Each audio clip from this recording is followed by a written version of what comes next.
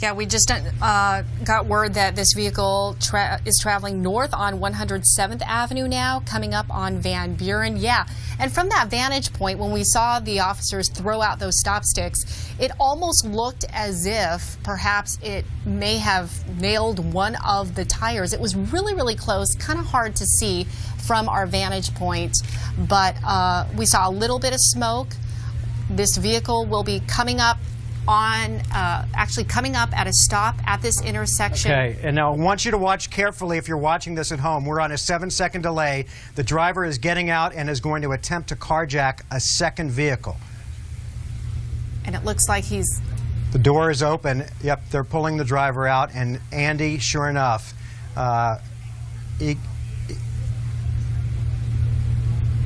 he gets out, and he's now in this white pickup truck that you're looking at as he sideswipes that reddish SUV and continues on through the intersection. And Andy, the driver now getting more desperate.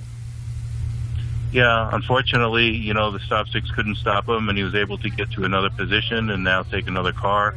He's showing that he's actually has no regard for other people's safety or life, and he's become a real danger to the public. So law enforcement's going to look for an opportunity as safe as they can do to try and take him away.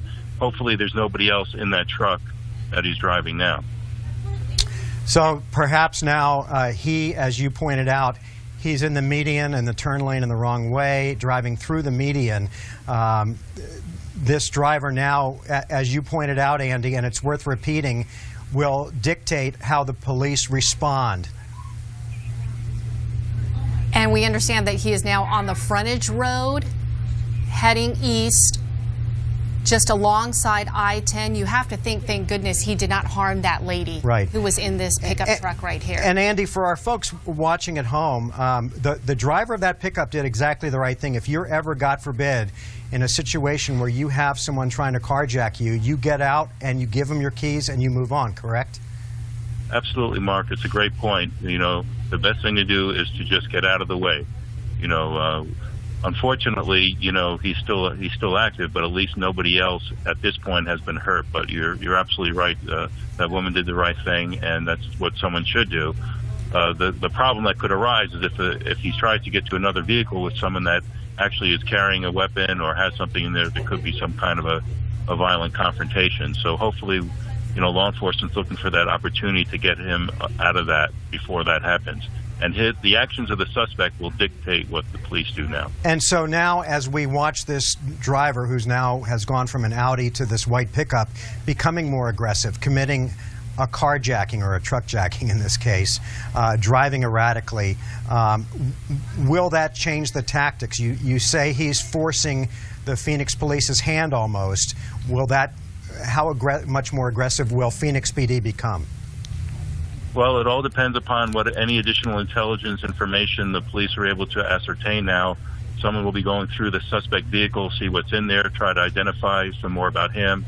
Hopefully, if there were any other weapons that they may have been left in that vehicle, but we don't know what's in the truck that he hijacked either. But hopefully the person that was in that truck didn't have a weapon there. The truck, the white truck you see there, the pickup, is now heading south, has gotten off the freeway, and we're either on 43rd or 35th Avenue, and this is how this chase started. And Andy, if you're the driver of this truck getting on a surface street, is this a bad move?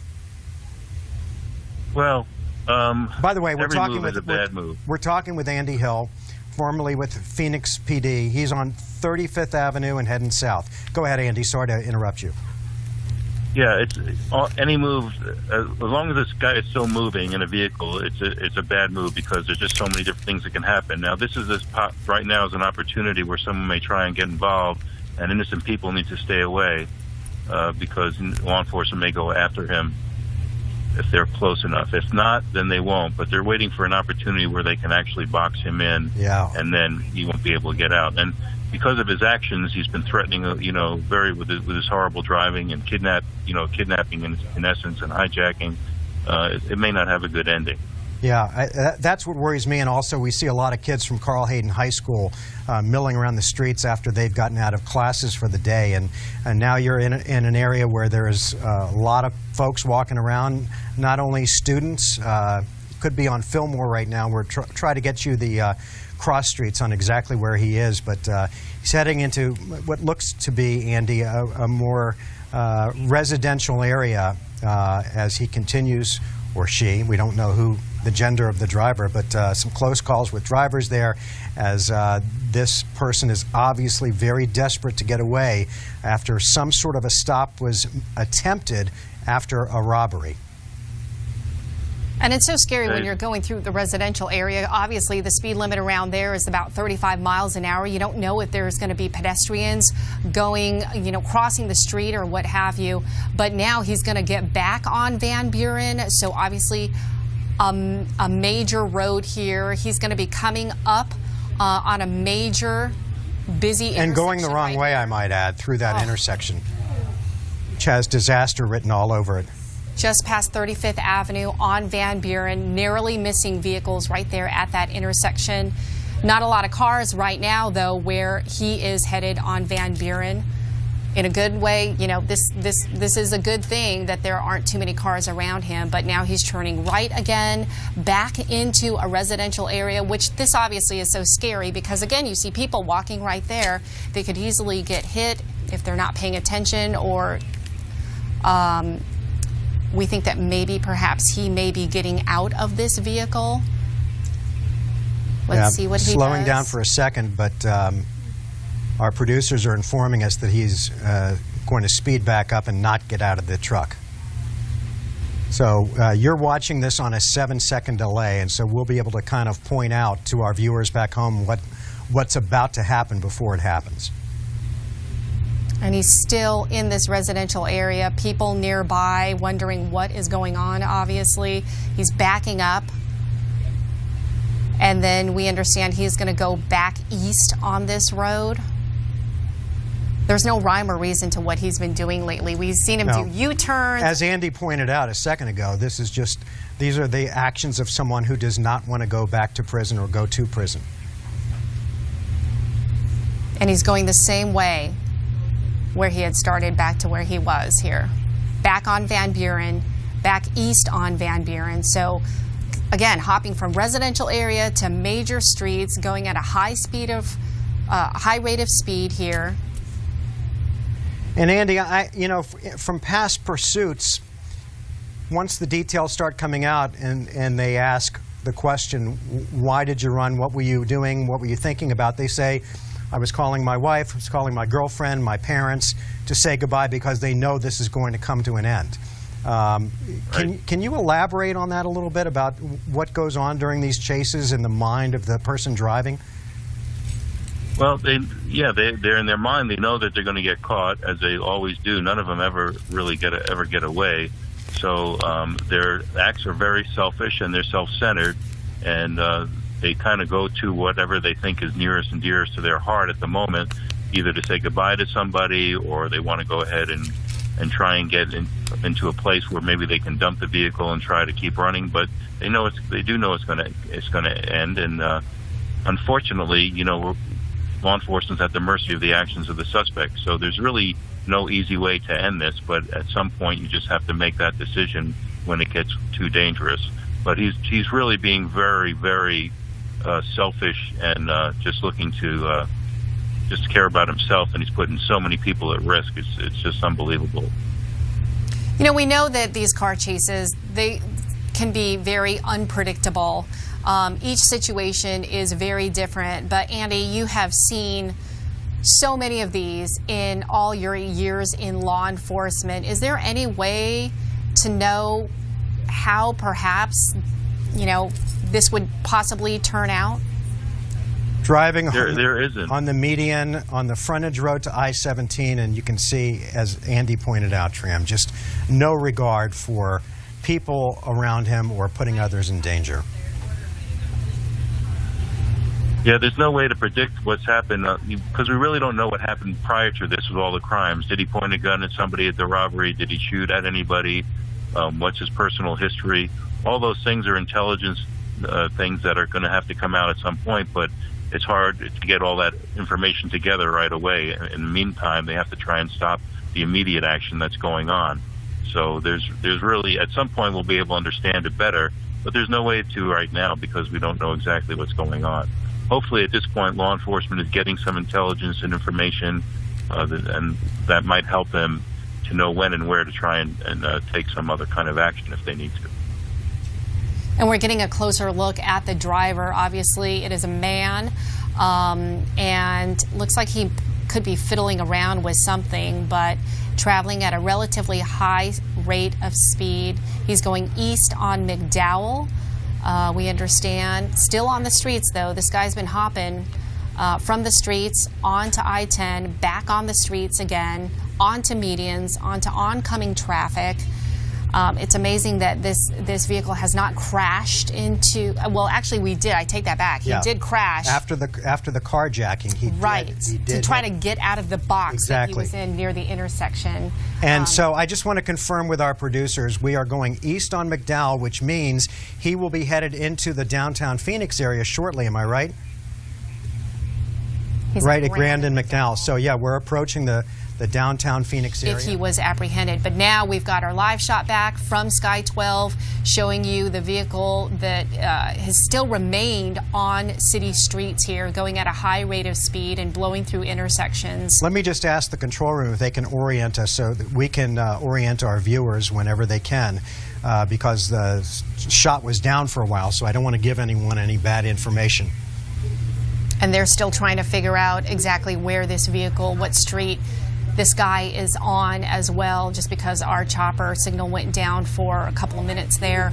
But again, we just saw somebody on the side of the road there, a pedestrian, narrowly being missed right there. Mm-hmm. And this is when it gets dicey. This is what Andy Hill was talking about. Mark, can I throw a point out here that just kind of came to mind as we're looking at some of this? Go ahead, Andy. Well, it just came to mind, if that first suspect that bailed out, if the police had that person in custody, that would probably give them some good intelligence information to identify who this other person is. And if the suspect keeps driving this way and is very dangerous, you might see law enforcement back up, because if they can identify who that person is, at some point they might want to consider not going ahead and making this a less dangerous situation, and then just taking their time and locating this person at their speed, at law enforcement speed. Okay, and not we're during told the speed of a pursuit. Andy, just let me interrupt for a second. We're 19th Avenue and Camelback, and Matt, is the driver on Camelback or on 19th Avenue? 19th Avenue heading north, so they just passed Camelback. Go ahead, Andy. I'm sorry. Well, just my only point was, at some point it may be something to consider for law enforcement if they can identify exactly who this person is, but they cannot get a great opportunity to take them out without endangering the public to a great degree. They might just let it go at this point. Right. And just kind of come back to it and maybe just trail at a distance. So it might be quite some time before they have that opportunity to get a hold of them. But it'll be helpful for them if they were able to get that other person and through intelligence just find out exactly who this driver is. So for those of you watching who say, why wouldn't police move in? Sometimes it's better to err on the side of caution, right? It is, especially if you've identified somebody. It kind of decelerates the tension, and if for a long period of time the suspect sees that he's not being followed and there's no attempts by law enforcement, at least the suspect's driving may slow down to the point where it's safe driving instead of just endangering everybody. And you have to think, Andy, that the fact that he's going alongside light rail here in the area of uptown Phoenix, we were just mentioning Camelback and 19th Avenue, the fact that this vehicle has been jumping in and out of the median, you hope that this vehicle doesn't put the passengers on the light rail in danger by, doing something foolish, obviously. I mean, he's going at a higher rate of speed here. He's speeding up, and this area obviously more congested.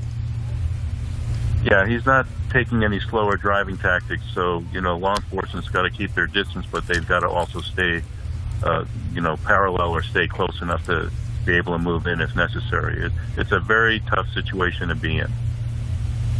So it's almost And that's what. Look at the people in that crosswalk that he came close to hitting. Thank God he stopped and let them clear the intersection. But as he gets more and more desperate, what worries you is that in an effort to get away, he's not going to slow down. And that's exactly what Andy was just talking about. Is sometimes you want to, depending on whatever intelligence they got from the person who was in the car, who hopefully is in custody, and I would pass along that any intel that we can get from Phoenix PD or help that we can get about the person who bailed out would be greatly appreciated. That you want to back off so that this person doesn't put anybody in danger. This driver's now headed north, just crossing the intersection of 15th Avenue and Glendale. And we should also mention, too, at this hour, there are people getting out of school. I mean, he came close to Carl Hayden High School earlier in the, looked like perhaps South Phoenix area. And then you just saw a couple of school buses as well. You see more pedestrians out. Students could be out. So the time right now at being 3:34, you know, it's a very dangerous time because it's approaching on rush hour traffic and kids being let out of school. Right. It's not only the drivers, it's the pedestrians. You're right, Tram. And heading north on 15th Avenue, coming up to a very, very heavy residential area. And this is where you worry about a pedestrian being hit, perhaps a hostage being taken. Kids playing in the streets. Right. All of that.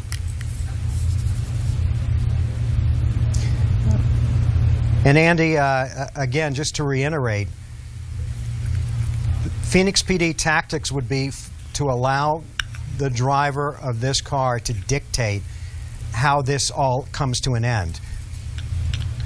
Based on what you're seeing now as he heads into a residential area, will things start to escalate because he's putting more people in danger?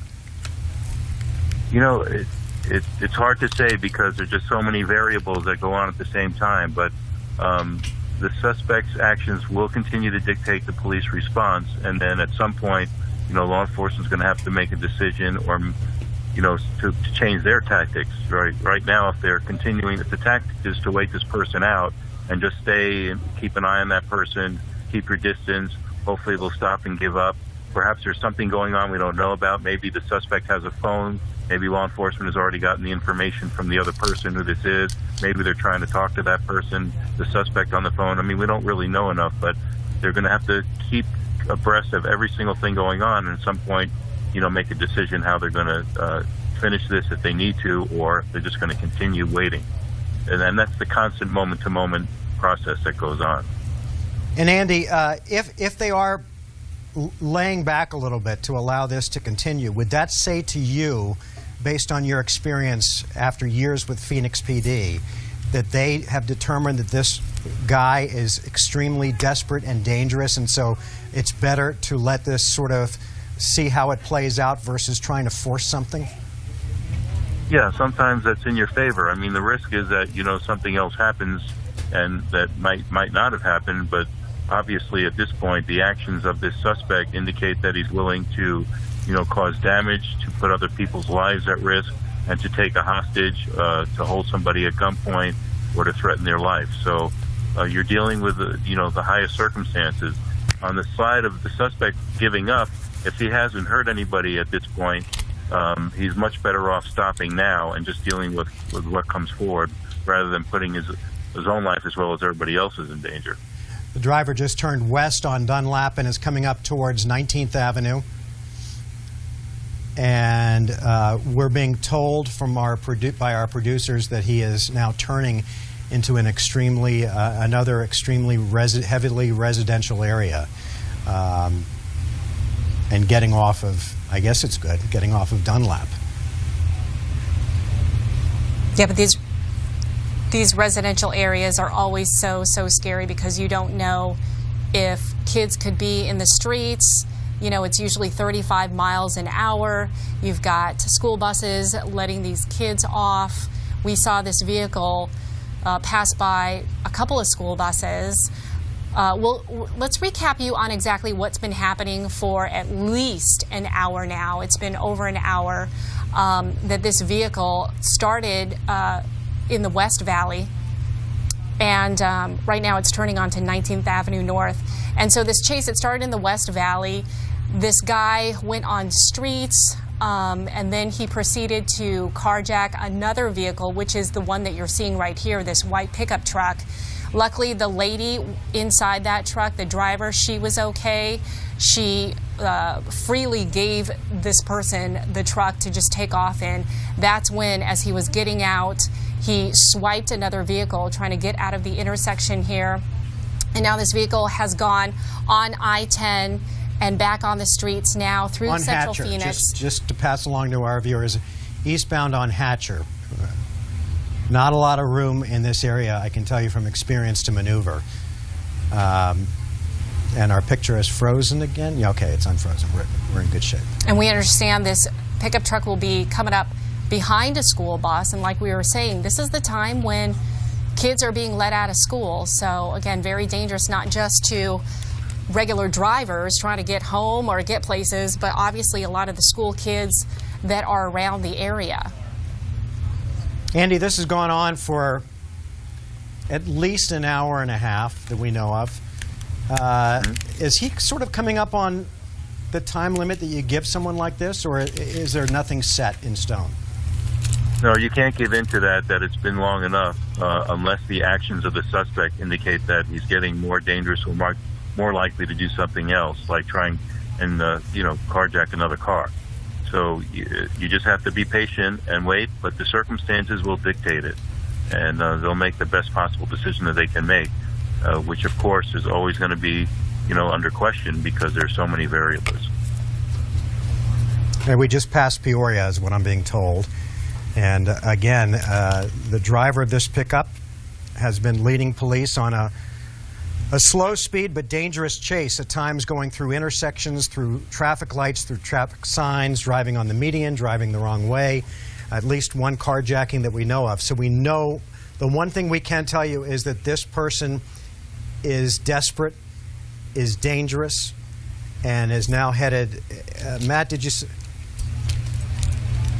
south on 15th Avenue, but we're being told that the driver will back up and start going the other way. Which is very familiar of what he has been doing for the past hour plus, is that he has been doing U-turns. He's been a number of times going one way and then literally putting it in reverse and going it the other way. Now he's back into what looks like to be residential area once again, trying to evade police, heading west on this road. It looks like it could be Mountain View Road, but again, going very fast in a residential area. And I'll just pass along something that Andy said a couple of minutes ago, and this is so true, that as this guy continues to go back and forth basically on residential streets, eventually winding up back on 19th Avenue, is these things you're never going to evade capture. It's just a question of when and how it ends. Does it end with no one hurt? Does the driver get hurt? Does he, God forbid, hurt someone else in the process?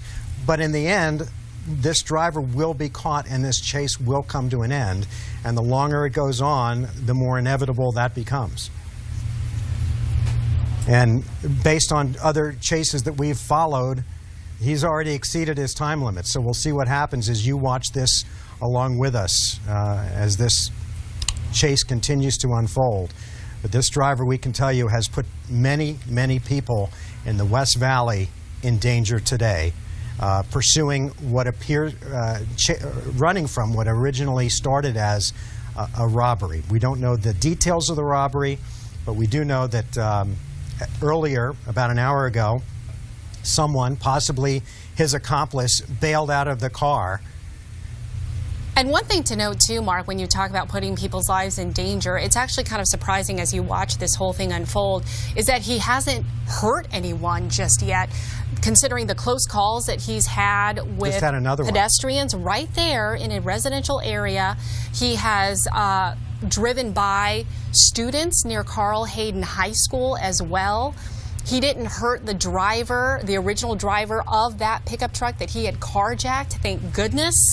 But now he's come to a stop. Okay, now you can see him motioning to someone or talking to someone in another vehicle. We're not quite sure what this entails, whether he's saying get out of the car. He's reversing. We don't know if these two people perhaps know each other or if they're strangers, but in a very odd fashion, once again, he's putting it into reverse. Who knows where he's going. Makes it doubly dangerous going down even a side street like this in reverse. You see apartment complexes nearby, residential homes right there, a pedestrian on the side of the road. He's managed to do that amazingly safely by not hurting anybody. And looks like there's an exchange of words between perhaps the pedestrian and the driver, and then he takes off once again. You have to wonder what he could be saying to these people. Okay, he's about to get out of the car, so watch this. We're being told that any second now you're going to see the driver of this white truck bail out. And it looks like he is running into somebody's house right here. Very scary. Looks like alongside of the house, trying to see if he's trying to get into the house. Police right behind him, as you can see. And Andy, we can see them taking defensive positions behind the tree. So obviously they're going to try to talk to this guy to get him to surrender so that they don't have to fire any shots, correct? Yeah, they're going to try, and of course they want to get him peacefully. They don't know, though, if he has anybody else inside that house, if he's holding a hostage, or, you know, so they still have a bunch of unknowns, and this guy has done nothing but put everybody at risk. So the actions that law enforcement is going to take are going to be, you know, very steady and sure, but, you know, hopefully it'll be over quick. And we just saw a woman and a child, a young child, run out of that house. Almost looks like it could be an apartment complex or some kind of a duplex or something. But a large number of officers right there with their weapons drawn, trying to see if they've made entry into that home. A little difficult to see from this vantage point. And this is the end to, presumably the end to what's been a long police chase through the West Valley. Slow speed for the most part. Police now have what we believe to be a robber cornered inside a unit here. All of the officers armed. And Andy, based on your experience in the past, someone's talking to him, right? Well, yeah, that's what we'll end up. We have a barricade situation now. We don't know whether he's barricaded by himself or he has any other hostages in there. Law enforcement's going to try and figure that out. Hopefully he'll surrender to them. If not, they'll go ahead and go through their motions and not to try to rush anything to, you know, to end up Andy, in a shooting. We now see, like they got him. Yep, looks like they got him. There's someone in handcuffs being walked away. So thank goodness. From what we understand so far, and obviously that can change, and we'll have the details unfolding for you as we get more information coming up at the top of the hour on First at 4.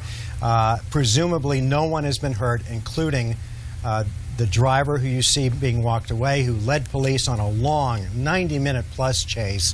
And at some point, another person bailed out of a car, and hopefully that person has also been apprehended.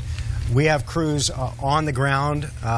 We will have much, much more on this coming up for you at the top of the hour on 12 News First at 4. But again, this chase has come to an end, thank God, without anyone being hurt. Although there were several close calls, as the driver who you're looking at there in the gray shirt led police on this pursuit, carjacked a truck, sideswiped at least one other vehicle that we know of. This pursuit started at 35th or 45th Avenue and Thomas, went as far as Avondale and Litchfield Park, came back on I-10, resumed on surface streets, came as far east as perhaps 15th Avenue near the fairgrounds. The driver eventually bailed out into this parking lot of an apartment complex, went into an apartment. A woman and a child came out. Police surrounded the apartment, and that man was just brought out to the police car, cuffed and arrested.